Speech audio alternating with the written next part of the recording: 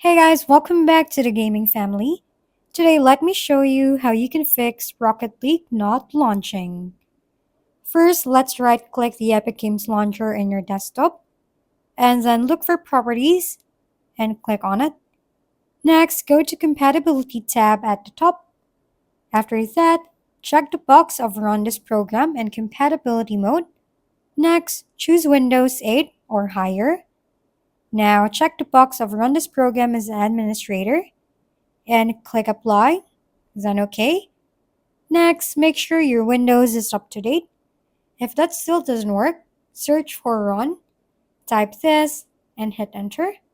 In the System Configuration window, go to the Services tab, check Hide All Microsoft Services, then click Disable All, Apply, and OK. Then restart your computer, and there you go. And that's it for today's video.